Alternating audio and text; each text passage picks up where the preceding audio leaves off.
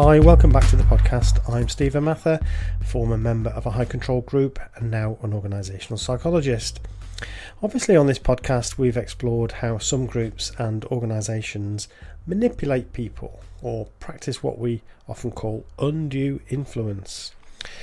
So today I'm looking at something more subtle on the continuum. It's something known colloquially as nudge theory, or more correctly behavioural economics. And it's been adopted by organisations and governments all over the world. It's generally considered an ethical and less authoritarian way of influencing behaviour, and it's been used in things like reducing smoking, to paying tax on time, and those sorts of social needs or social goods, if you like. It was heavily leaned upon during the COVID pandemic around messaging about washing hands, staying indoors, that sort of thing. Now, it's generally considered benign and ethical as well as effective. But I have concerns, and I'm also somewhat sceptical about some of the claims. So we're going to talk about that today. But before we get into it, as I record this, it's Friday the 5th of July, the day after the general election in the UK. So I just want to say congratulations to Keir Starmer, who's now the new Prime Minister, with the Labour Party just winning a landslide election yesterday. So we've had politics on the last couple of episodes, so I'm not really going to get into it today. I'm sure you don't want this podcast to be primarily about politics. Suffice to say, the country is hoping for the change that it's been promised Mr. Starmer, so let's see what happens. And it's likely that this new government, like the one before it, will seek the advice of a group called the Behavioural Insights Team. This group of academics was originally set up in 2010 at the heart of the UK government. It's now owned by the independent registered charity Nesta, and on its website it says that it has offices all over the world and it consults with lots and lots of different governments around the world. Now, I say this slightly tongue-in-cheek, but as a psychologist, I find behavioural economics a bit weird and a strange sort of interloper into what I consider to be clearly the field of psychology, and I can't help but feel slightly irritated by it. Even its origin story kind of annoys me. So when we think about the academic discipline of economics, I guess most of us think it's about money. After all, it's about economics, so surely it's about money. But when you think about it more, you realise that because money is just a constructed concept that notionally has value because we believe it does, and because any sort of trade using it involves the concept of value exchange, how people think is of course a big part of it. So in this respect, traditional economics starts with a sort of psychological model. That person is a rational actor who will make decisions based on his or her own interest. And a lot of the thinking around economics is about, how people behave in order to increase their wealth or get a better outcome. This kind of sounds uncontroversial to an economist, at which point I ask, have you met people? People are not rational, and decisions are made for all sorts of reasons, some emotional, habitual, cultural, and so on. So according to a regular economist, if you explain to someone that they can put their money into a high interest, low tax financial vehicle, so squirreling away a bit of money every month that they probably won't notice, into a pension pot, and that people will just basically go for that everyone will do it, and everybody gets a nice comfortable retirement. But the fact that lots of people don't do this is very confusing to economists, but it demonstrates to me the fact that these people, we, are not really rational actors, and this rational actor model doesn't really tell you very much about human behaviour. People don't act in this way. They're not logical or rational. Not to say that we don't make some logical and rational decisions, but we have all sorts of biases and so on. So, okay, that's a problem for economists. So up steps behavioural economics and say something like, we've noticed something. We've noticed that humans don't always act rationally. It's like there's something else going on. So the psychologists at that point roll their eyes and say, well, duh, talk to us and we can help you there. And the economist answers, nah, we'll do it ourselves and call it behavioural economics. So what we've ended up with is two bunches of academics looking at the same things, and I think just confusing everyone. So it's just a little bit of a weird thing that's happened. To be fair, one thing a behavioural economist would say is that they're different to psychologists because they don't get all hung up with elaborate and unprovable psychological theories like psychoanalysis and psychodynamics, and that they're more of a science because they use the scientific method. Therefore, their findings are based upon empirical research and experiments, so they don't really claim anything without having a research element to it. But of course, much modern psychology is also based on the scientific method. There's experiments. Experimental psychology is a thing. It's a big thing. So a lot of behavioural economics is really unrecognisable from empirical psychology research, in my view. Okay, that's kind of my little rant over. Let's look at the significance of behavioural economics and this thing called nudge theory in particular, because that's really what I want to talk about. So this all stems, obviously these ideas have been around for quite a long time. As I will argue later, psychologists have been looking at this stuff for years. But one of the early apparent successes of this group called the Behavioural Insights Team, or Nudge Unit, with the UK government, was reducing the number of people who paid their tax late. Okay, so this is a kind of real world problem for governments. People owe tax. They know they owe it. They've declared what they've earned. Therefore, the tax is calculated. They know that they should pay it, but they just don't. Now, what little research has been done about this in the past is that the received wisdom is that more people pay their taxes on time as the likelihood that they're going to be found out and punished increases. So I would say most people describe that as kind of common sense, but of course it relies on a purely punishment element and away from paradigm. In other words, it's all about increasing the likelihood of getting caught and making the punishment very severe, with the kind of consequence being that the answer to everything is more policing and stiffer punishments, and that's kind of where we've got to with a lot of things. So we'll come back to that. For their work on paying tax on time, the behavioural economists created a model which could then be tested. And the model stated that there were basically two underlying causes of late payment. They called one liquidity constraint. So why call something the obvious thing, like they have very little money, when you can call it liquidity constraint to make it all complicated? Basically, an obvious thing is that if you don't have enough money, you don't pay your bills.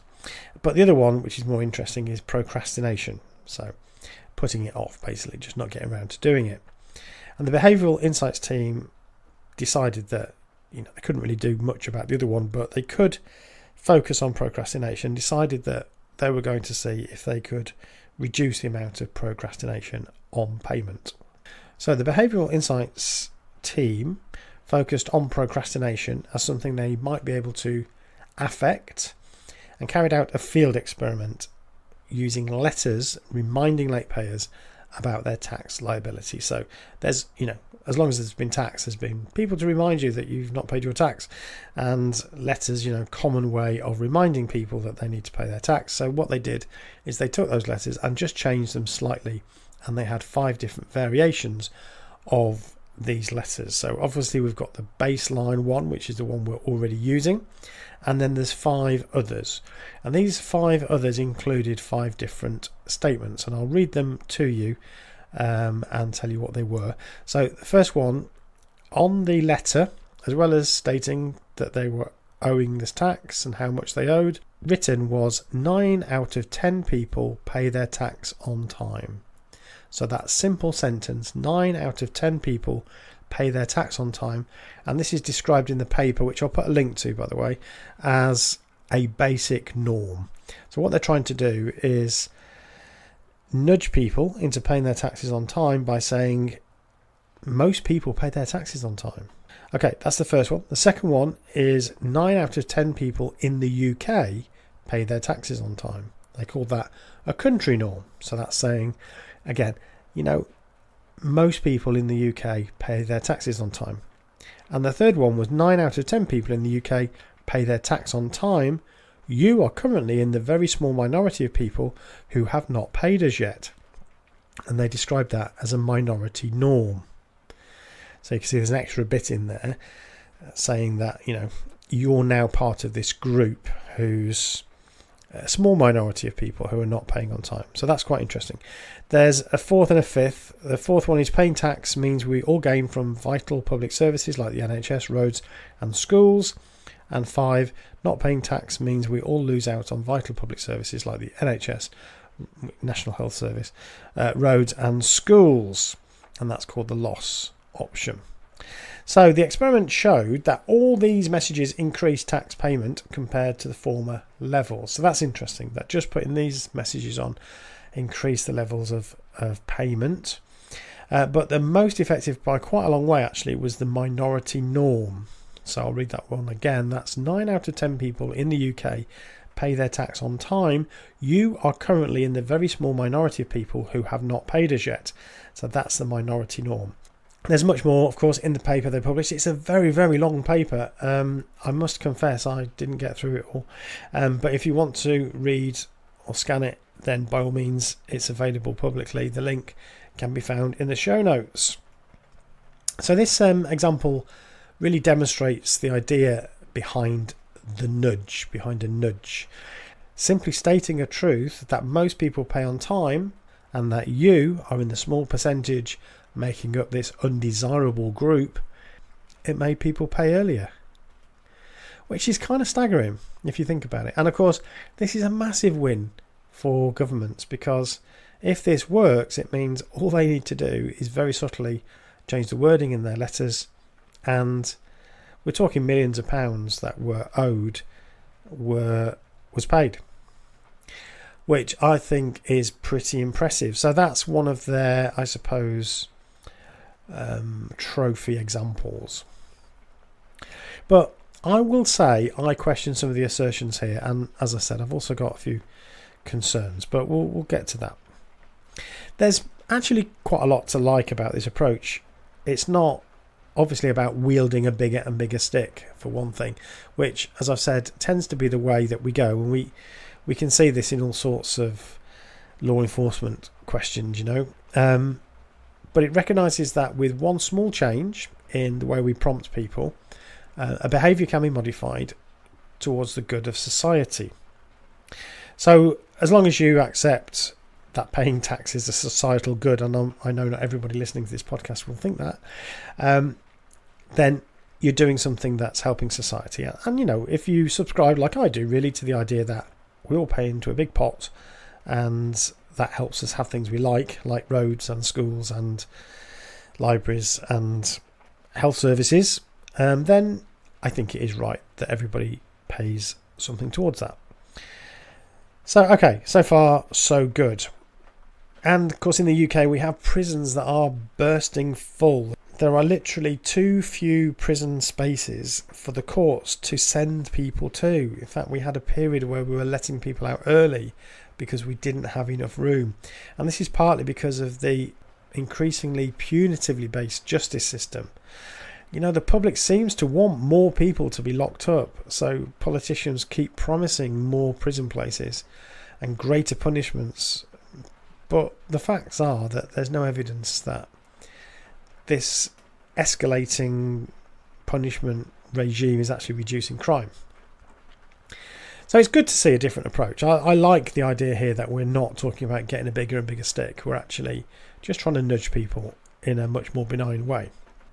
But I think what that does is it actually demonstrates what behavioural economics is really about. It's about the methodology. It's about this incremental changing conditions to work out what's the best way to change people's behaviour, and you keep doing it until you find the optimum way of presenting information or changing somebody's mind or nudging them to do something.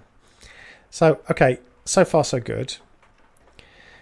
In my view, though, all we're talking about here is it's a sort of applied psychology. So behavioural economics to me is applied psychology. The models it starts with are based upon psychological theory, and then they're applied to a very specific situation. Okay, so far so good.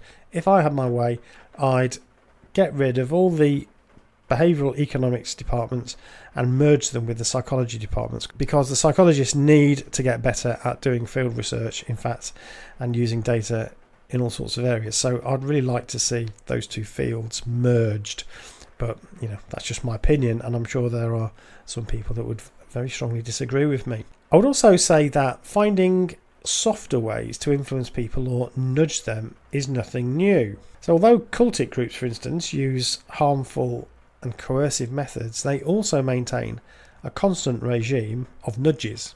So just to give you my personal experience on this one, as a young man, I felt a constant sense of obligation to become a full-time minister, even though I didn't really want to. I hated knocking on the doors and doing that work. It was really not me. Unlike many things within the organisation, though, it wasn't a command. I didn't have to do that.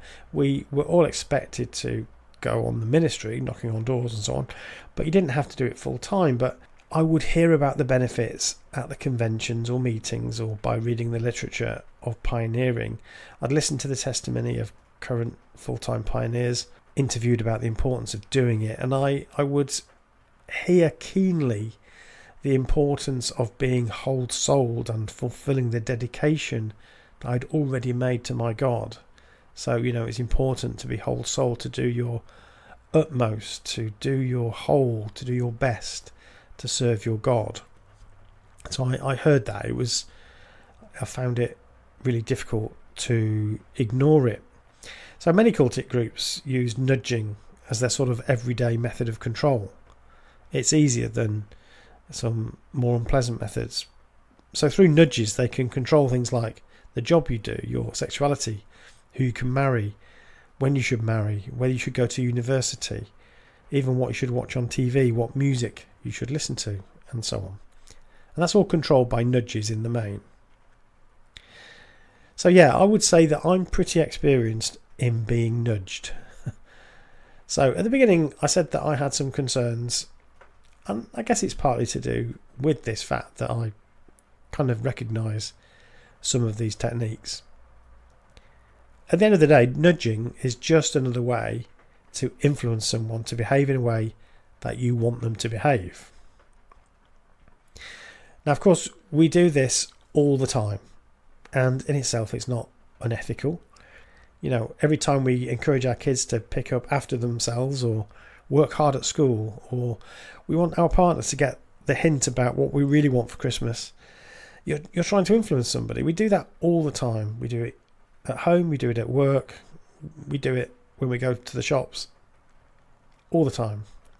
And by the way, kids learn how to do it too. They learn really early. I remember Celine, when she was a child, asking me which book I would like to read to her. What a great way to get me to read to her, brilliant. Obviously, all this is fine, so long as the behaviour being encouraged is in their interest and society's interest, or at least neutral. But we know that this is not always the case. There is a sort of 1984 vibe to some of it that really bothers me. I also feel that there's a wider danger that the more organisations that are engaged in nudging, the more we kind of feel pushed around. And I feel it constantly. You're being constantly nudged, not just by the government, but by corporations all trying to squeeze us into an ideal customer so they can influence us more and sell us more stuff. Every time I go onto a website and it tries to nudge me, it's much better on the app. Download the app. And then it asks me to make a confusing choice. And when I show interest in a training course online, but in order to just see the course contents, I have to enter my email address and phone number, knowing that I'll then be bombarded with phone calls and emails. over the next few days. And from my experience, the last of which, by the way, took a sort of wounded, semi-scolding tone because I'd not responded to them within 7 days. When I want to park, but I have to download an app, which is different to the one in the other place I wanted to park. So now I've got to download another app. When paying for a service requires accepting a string of conditions, or when a supermarket overprices goods, but then discounts them, but only if you've got a loyalty card, which means handing over more data about who you are, what you buy and when, so that they can nudge you some more to buy some more stuff. It's become a tyranny of nudges. Everyone trying to manipulate you into behaving in a way they want you to. I fear it's going to get much worse with the wide use of AI. It seems we're doomed to be nudged to death. But oddly, this is where I have some hope, and I feel like I want to start something. And also, I'm going to challenge some of the theoretical basis for some of the insights nudge theory actually gives us. Because for me, the problem is that at some point, people start to notice. They notice that they are constantly being nudged by authorities and by corporations. And not to put too fine a point on it, they get fed up with it. I know I do. And so what comes next is a very human reaction. It's not rational, but it's human. You start to rebel. And then what was once a nudge to do something is now a reason to rebel. Where you once may have thought, okay, I'll pay my tax on time because most people do, you now say, I know what this is. And you decide that just to stick it to the man, you're going to leave it to the very last minute. Have the behavioural economists learned nothing? We are not rational. So I'm going to say to you, join with me in my battle against being nudged. Yeah, okay, it means we might not have the best apps on our phones or TVs. It means we don't always get the best offer at the supermarket. And we have to bravely search the shelves for items the nudged don't notice because they've been seduced by the offers. It could be that we are fighting a losing battle, but the only way we can fight is through our behaviour. I'm calling us the unnudgeables. Thanks for listening. Speak to you next time. Bye for now.